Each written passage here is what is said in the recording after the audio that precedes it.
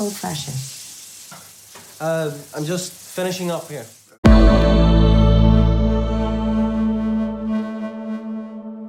Film dimulai dengan adegan yang menunjukkan seseorang dengan cermat mengurus dan merawat seseorang di suatu lokasi terpencil. Kejadian tak terduga terjadi ketika orang yang dirawat tiba-tiba kehilangan nyawa. Sang pengurus dengan cepat mengambil tindakan menguburkan jenazah dengan hati-hati.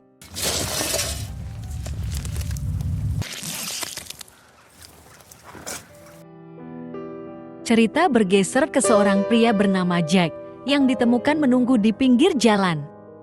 Terdapat juga sebuah tanda larangan untuk memberikan tumpangan kepada siapapun ke setiap mobil yang melintas di jalan itu. Baik itu dari pendatang baru maupun warga setempat, sama sekali tidak memberikan cek tumpangan. Jack terpaksa harus berhadapan dengan kenyataan tersebut dan hanya bisa pasrah sambil menahan emosinya di tengah ketidakpastian yang menyelimuti keberadaannya. Come on!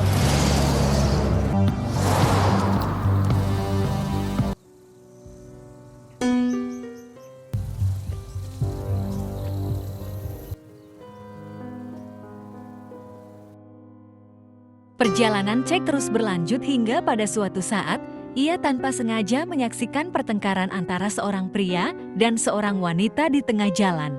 Kejadian itu memaksa si pria untuk pergi dengan tiba-tiba, meninggalkan mereka berdua di tengah kebuntuan.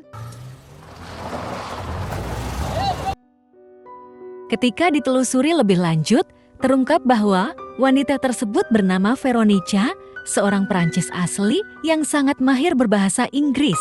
Ironisnya, Jack menjadi korban perampokan di tengah jalan di Prancis dengan kehilangan seluruh uangnya dan hanya paspor yang masih tersisa di tangannya.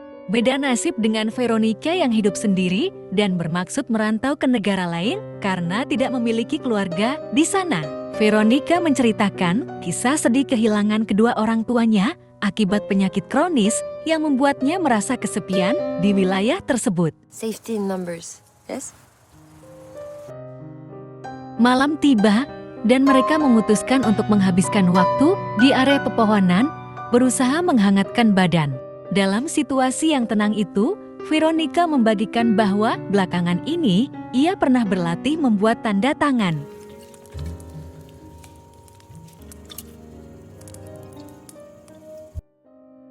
Ketika Jack terbangun, ia menyadari bahwa Veronica tidak lagi berada di sisinya. Tanpa diduga, Jack menemukannya tengah berendam di sebuah danau dan tanpa ragu, Jack pun langsung ikut menyemplung ke dalam danau itu. Setelah mandi bersama, perjalanan berlanjut dengan mereka berjalan kaki menyusuri ruas jalan di wilayah tersebut. Tak disangka, mereka melihat sebuah mobil yang berniat memberikan tumpangan. Namun, Veronica justru merasa takut terhadap niat baik pria bernama Glissat, penduduk asli wilayah itu. Meski tidak begitu lancar berbahasa Inggris, Glissat memutuskan untuk mengajak Jack dan Veronica untuk menginap di rumahnya. Di sana, mereka juga akan bertemu dengan istrinya yang pernah tinggal di Inggris. Weather may change. Is not true. But gee. Setelah tiba di rumah Charis, Jack dan Vero langsung disambut hangat oleh istrinya. Dari situ, Mary membimbing Jack ke tempat tidurnya, sementara Grizzled mengantarkan Veronica ke kamar yang telah disiapkan untuknya. Hasn't been used in a while. Your visit is... Setelah meninggalkannya sendirian di dalam kamar, Jack yang sudah merasa lelah langsung tidur. Ketika Jack terbangun, terlihat malam telah tiba, ia mulai penasaran dengan sebuah kotak bertuliskan resort. Setelah dibuka, kotak itu berisi beberapa lembar foto dari masa muda Griza dan Mary. Namun, yang menarik perhatian Jack adalah foto seorang anak laki-laki dan seorang anak perempuan. Meskipun Jack yakin bahwa Grizzard dan Mary tidak tinggal berdua saja di rumah ini, hingga saat ini Jack dan Veronica belum melihat kehadiran anak-anak tersebut di hadapan mereka. Old fashioned.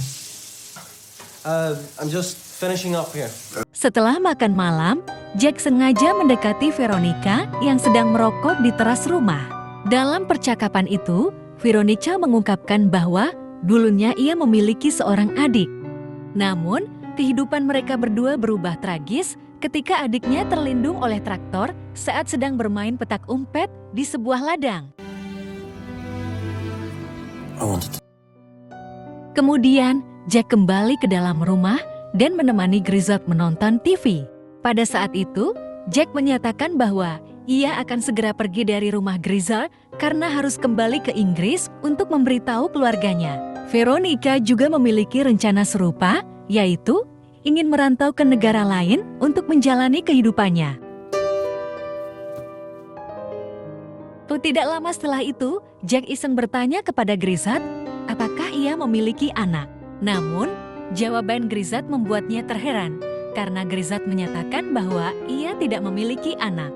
Jack teringat pada foto anak yang dilihatnya di dalam kamarnya meskipun bingung dengan pernyataan Grizzard.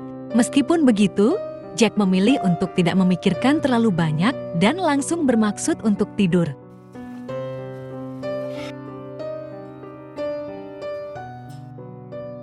Ketika Jack terbangun, ia langsung melangkah ke kamar mandi untuk mandi seperti biasa. Namun, suasana di rumah terasa sangat sunyi dan Veronica tidak terlihat sama sekali.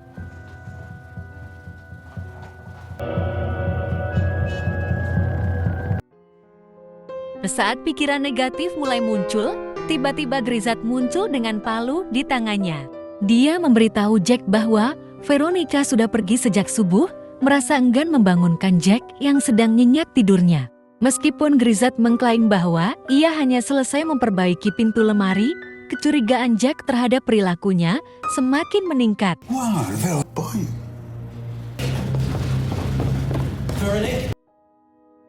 Meski awalnya ragu, Jack mulai mempercayai perkataan Grizzard setelah menemukan sebuah surat yang sengaja ditinggalkan oleh Veronica sebelum pergi. Namun, keraguan mulai menghampiri saat ia menyadari bahwa tanda tangan Veronica dalam surat tersebut sangat tidak cocok dengan yang pernah ia lihat saat mereka terdampar di pinggir jalan. Namun, ketika Jack baru menyadari keanehan tersebut, ia tiba-tiba diserang oleh seseorang dan pingsan. Saat ia terbangun, Jack mendapati dirinya diangkut dengan sebuah mobil yang sebelumnya terlihat di awal film. Melalui penyelidikan, Jack menemukan bahwa ia disekap oleh seorang pria paruh baya bernama Junior. Keadaan ini membuat Jack berspekulasi bahwa ia mungkin berada di sarang seorang psikopat. Je parle pas anglais. Je suis désolé. Pardon. Grizzard Felix hanya menyuapkan makanan kepada Jack tanpa memberikan informasi lebih lanjut. Jack menyadari bahwa ancaman dari Dilla Switch hanya direkayasa. Bahkan ikatan tali tangannya sengaja dibuka dan Brian Felix dengan cepat memotretnya menggunakan sebuah kamera. Tiens, laisse-moi goûter.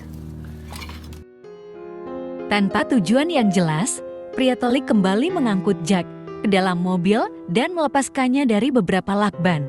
Namun, pria tolik memiliki rencana lebih lanjut, yaitu mencoba membius Jack dengan menggunakan sebuah jarum suntik yang telah disiapkannya. Untungnya, ancaman tersebut terganggu ketika pria tolik salah fokus dengan kompor yang masih menyala dan menghasilkan asap. Jack segera memanfaatkan momen tersebut untuk melarikan diri dan menjauh dari ancaman pria tersebut.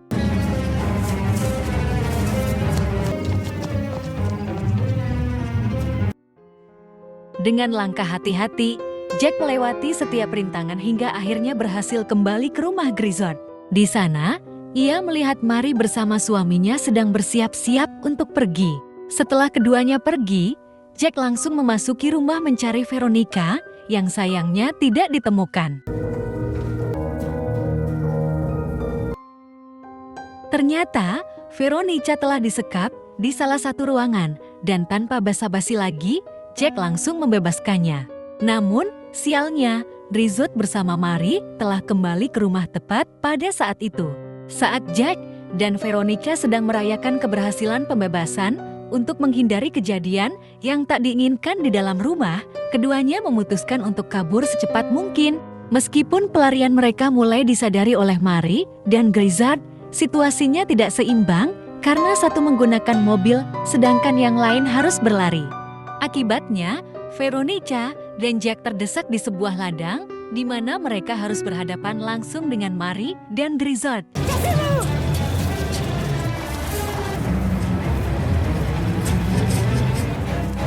Come on, what are you waiting for? Dengan semangat yang tak tergoyahkan, Veronica mengajak Jack untuk kabur ke sebuah kabin tempat mereka berencana bersembunyi. Namun, kebingungan menyelimuti mereka saat mereka menyadari bahwa kabin tersebut adalah milik Dracolix yang juga tiba di sana. Kejutan semakin bertambah ketika Veronica tiba-tiba muncul di hadapan Dracolix, meninggalkan Jack dalam keadaan bingung dan tak mengetahui arah selanjutnya. Laissez-nous tranquille. Pada saat itu, Jack mengambil tindakan drastis dengan mengancam Dracolix menggunakan senapan shotgun. Ancaman tersebut membuat Dracolix terpeleset dan jatuh ke tanah. Arrête, fais pas de conneries, quoi, merde. Tanpa jelasnya rencana yang akan dilakukan oleh Veronica, ia malah memutuskan untuk menyembunyikan Jack dengan menggunakan sehelai terpal. Tidak hanya itu, Veronica masih belum puas dengan Dracolix, sehingga ia memutuskan untuk mengambil tindakan lebih lanjut yang melibatkan risiko berbahaya. Grizzard dan Wery memasuki kabin, dan Grizzard langsung berbicara kepada Veronica dalam bahasa Prancis. Dengan bahasa itu, ia memanggil Veronica sebagai anak dan bahkan membayangkan wujud Veronica saat masih kecil. Dalam momen ini, terungkap bahwa Veronica dan Risa telah berbohong kepada Jack.